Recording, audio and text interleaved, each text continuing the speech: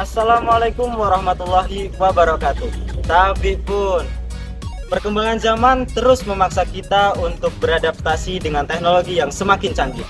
Namun, ada beberapa hal yang perlu kita pelajari supaya mudah dalam mengadaptasinya.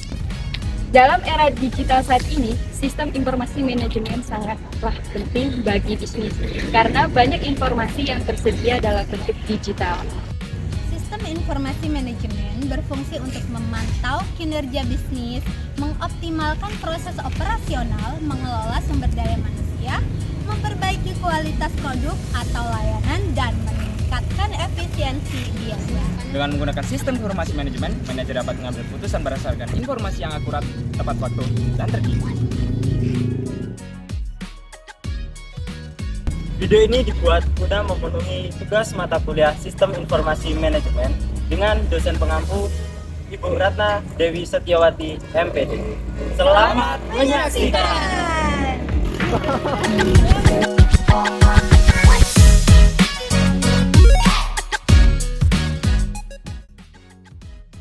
Baiklah, saya akan menjelaskan karakteristik dan peran sistem informasi manajemen.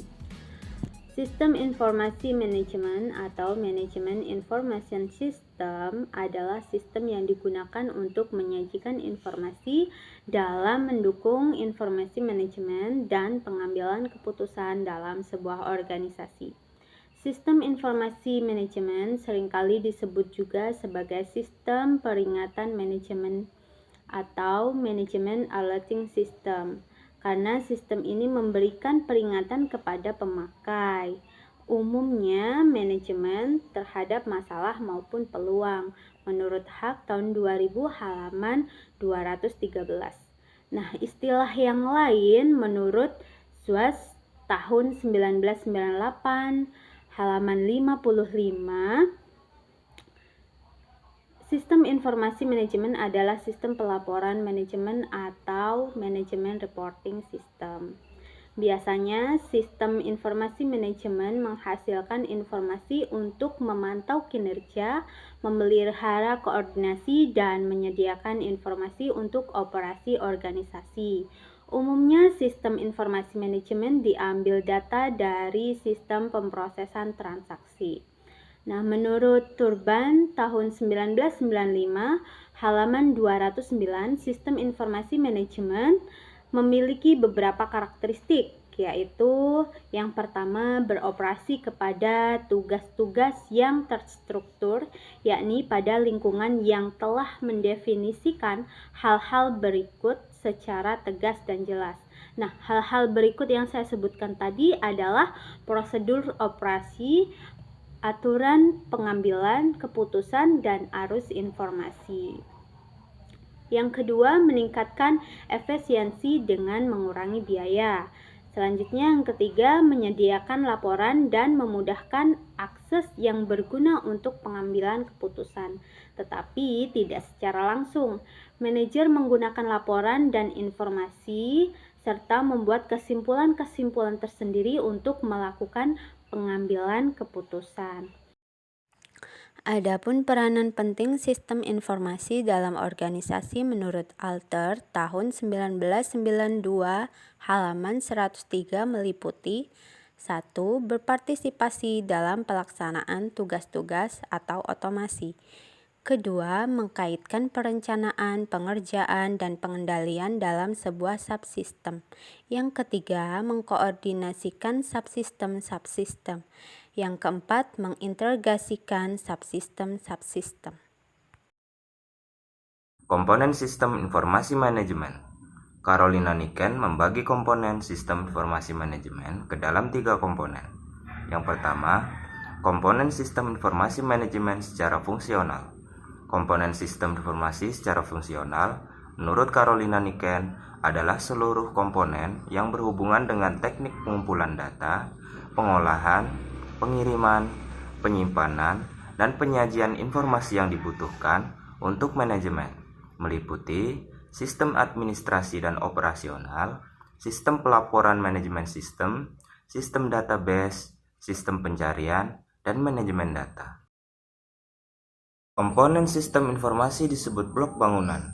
Sistem informasi terdiri dari komponen-komponen yang disebut blok bangunan, yang terdiri dari komponen input, komponen model, komponen output, komponen teknologi, komponen hardware, dan komponen software. Komponen sistem informasi manajemen secara fisik. Komponen sistem informasi manajemen secara fisik adalah keseluruhan perangkat dan peralatan fisik yang digunakan untuk menjalankan sistem informasi manajemen. Komponen-komponen tersebut adalah perangkat keras, yaitu menunjukkan peralatan komputer fisik dan alat-alat yang berhubungan. Perangkat lunak, yaitu sekumpulan instruksi yang memungkinkan perangkat keras untuk dapat memproses data. Database, yaitu sekumpulan tabel, hubungan, dan lain-lain yang berkaitan dengan penyimpanan data.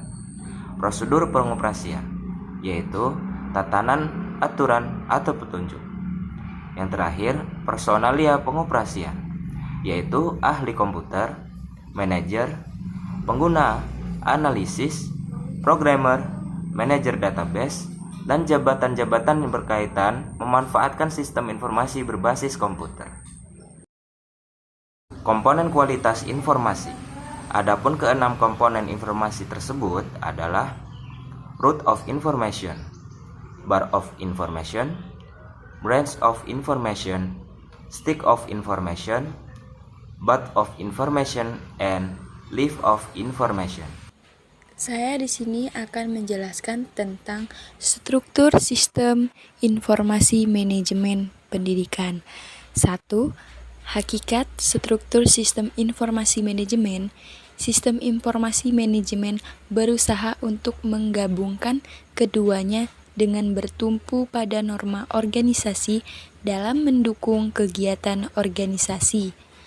Hakikatnya, sistem informasi manajemen dapat pula dipandang menurut konsep struktural yang memungkinkan pembahasan dan perancangan sistem fisik yang akan mendefinisikan cara pelaksanaan sistem informasi manajemen menurut Abdul Qadir 2003. 2. Pengelompokan struktur sistem informasi manajemen. Menurut Gordon 1999, struktur sistem informasi manajemen pada dasarnya dibedakan menjadi dua kelompok, yaitu A. Sistem formal. Sistem formal adalah sistem yang berjalan menurut norma-norma organisasi yang berlaku pada semua orang sesuai dengan kedudukannya dalam organisasi. B. Sistem non-formal.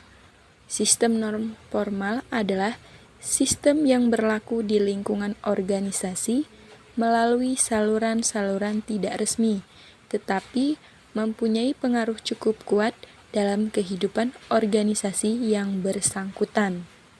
3. Pembagian struktur sistem informasi manajemen. Selain struktur formal dan non-formal, struktur sistem informasi manajemen dibagi 3 bagian penting, yaitu input, proses, dan output. Tetapi pada zaman sekarang ditambah satu lagi bagian penting, yaitu penyimpanan atau database.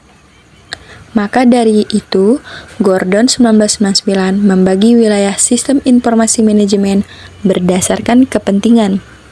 A. Struktur sistem berdasarkan kegiatan manajemen. Kegiatan perencanaan dan pengendalian manajemen dibagi 3 macam, yaitu kontrol operasional, kontrol manajemen, dan perencanaan strategi. Pengendalian operasional adalah proses penempatan agar kegiatan operasional dilaksanakan secara efektif dan efisien. Pengendalian manajemen diperlukan oleh berbagai manajer bagian pusat laba untuk mengukur prestasi, merumuskan tindakan pengendalian, merumuskan aturan keputusan baru untuk ditetapkan dan mengalokasikan sumber daya. Perencanaan strategi yakni mengembangkan strategi sebagai sarana suatu organisasi untuk mencapai tujuan. B. Struktur sistem informasi manajemen berdasarkan fungsi organisasi.